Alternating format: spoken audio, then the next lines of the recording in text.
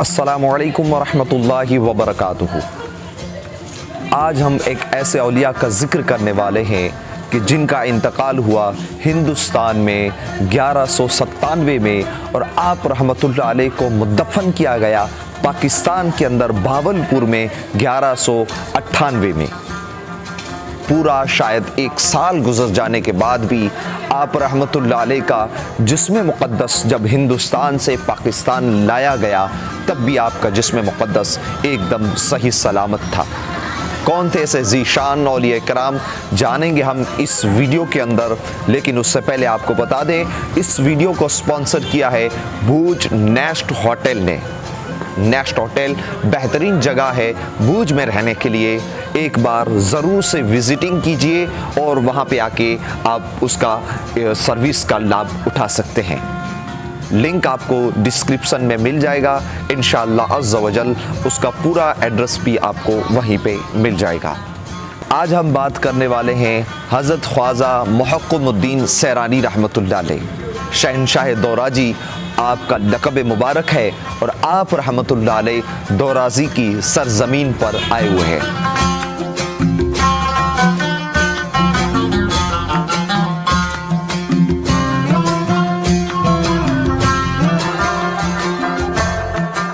दौराजी गुजरात के एक मशहूर इलाके में आया हुआ है।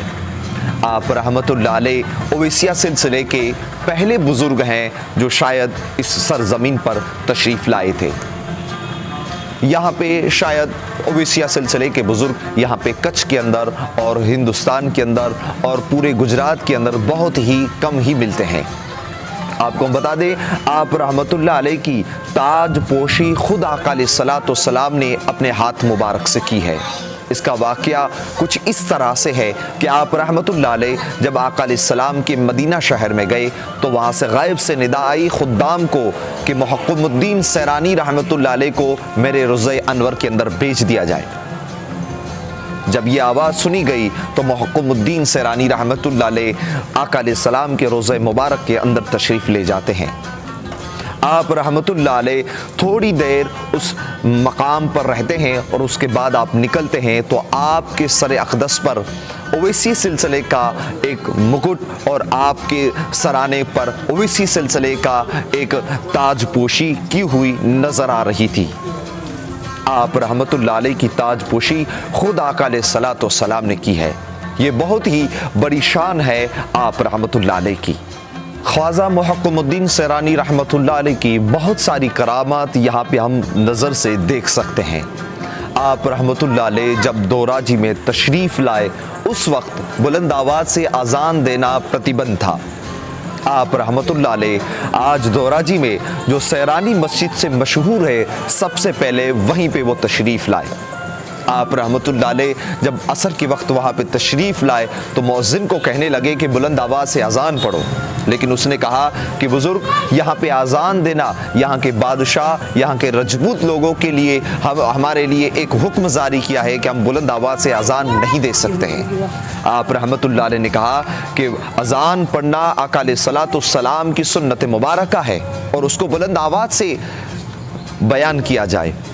तो आप रहमतुल्लाह अलैह ने असर के वक्त जब अज़ान पढ़ी तो अल्लाह की कुदरत वो आवाज़ पूरे दौराजी के शहर के हर एक कोने में हर एक घर में बुलंद होने लगी। ये सुनकर दौराजी के रजपूत है वो आप रहमतुल्लाह अलैह पर हमला करने के लिए इकट्ठे हो गए।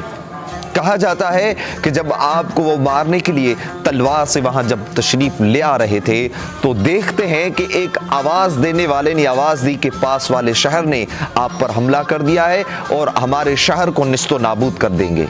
उन्होंने सोचा कि इस बुज़ुर्ग से तो बाद में हम लड़ लेंगे, सबसे पहले जो पास वाले शहर के जो बादशाह है उसने हमला किया है तो उसके साथ सबसे पहले जंग करते हैं। अल्लाह की कुदरत, जब वो नदी के किनारे गए तो अल्लाह की कुदरत देखिए, कुछ नज़र नहीं आया उनको और ख़ुद ही खुद को वो काटने लगे। अपने अपने अपने भाई रजपूतों को ही वो मारने लगे। इस तरह से सबसे पहले उन लोगों का ख़ात्मा हो गया जो मज़हब और दीन के दुश्मन थे। आपके एक पांव पड़ने से दोराजी के ये सारी गंदगी उस समय जो है निस्तो नाबूद हो गई और दोराजी को पाक व साफ कर दिया। आप रहमतुल्लाह अलैह बहुत साल तक यहाँ की दोराजी की सरजमीन पर रहते रहे और आपके अकीदतमंद आपसे फैज़याब होते रहे। वैसे भी सौराष्ट्र की सरजमीन है वो औलिया कराम की मोहब्बत करने वाले और चाहने वालों की ज़मीन है। ख्वाजा मुहक्किमुद्दीन सैरानी रहमतुल्लाह अलैह के बारे में बहुत सारी करामत ज़ाहिर है, लेकिन एक सबसे बड़ी करामत जो ज़ाहिर हुई आपके इंतकाल के समय पर। आप रहमतुल्लाह अलैह का इंतकाल दोराजी में 1197 में हुआ। जब ये बात पाकिस्तान में पहुंची, उस समय इंटरनेट मोबाइल वगैरह का ज़माना नहीं था, वहाँ पे वो बात पहुँचते पहुँचते बहुत समय लग जाता। जब ये बात वहाँ पे पहुँची तो उनके वंशज लोग थे, उनको बताया गया कि आप रहमतुल्लाह अलैह की जिस्म मुक़द्दस को उनकी वसीयत के मुताबिक बावलपुर पाकिस्तान में मुद्दफन किया जाए। तो आप रहमतुल्लाह अलैह के जो घरवाले थे पाकिस्तान से हिंदुस्तान तशरीफ़ ले आए। उस समय हिजरी सना 1198 शुरू थी, पूरा 1 साल हो गया था। 1 साल के बाद आप रहमतुल्लाह अलैह की वसीयत दोराजी के लोगों को बताई गई, तो आप रहमतुल्लाह अलैह और जो दोराजी वालों थे उनमें थोड़ी बातचीत होने लगी। बिलाखिर बात 40 दिन तक होने लगी। 40 दिन के बाद महाराव जो यहाँ का था, उनके ख्वाब में आप रहमतुल्लाह अलैह यानी कि ख्वाजा मुहक्किमुद्दीन सैरानी रहमतुल्लाह अलैह ख्वाब में आते हैं और कहते हैं कि 2 जो संदूक है वो तैयार किए जाए। एक संदूक है वो बावलपुर ले जाने दिया जाए और एक संदूक को यहाँ पे रखा जाए। अल्लाह की कुदरत देखिए कि दोनों संदूकों को तैयार किया गया और दोनों को बंद कर दिया गया। एक संदूक बावलपुर में लाया गया पाकिस्तान के अंदर और एक संदूक को यहाँ पे रखा गया।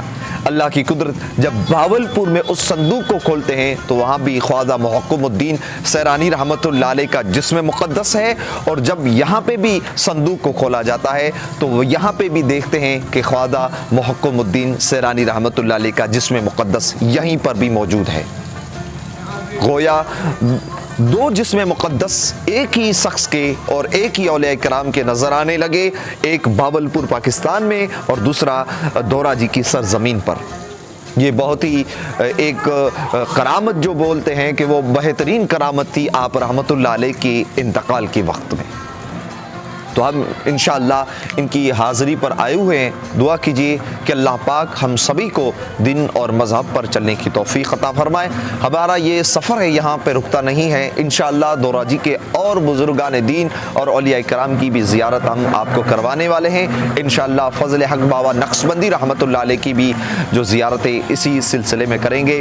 हमारे इस वेब सीरीज़ को आप देखते रहिए, आगे भी इंशाअल्लाह इसके वीडियोज़ आते रहेंगे। अगर ये वीडियोज़ आपको सही लगा हो, अच्छा लगा हो तो लाइक ज़रूर कर दें और हमारे channel Raima Sikandar official YouTube channel को सब्सक्राइब भी ज़रूर से कर दें ताकि आने वाले वीडियोस आपको मिलते रहेंगे हर वक्त।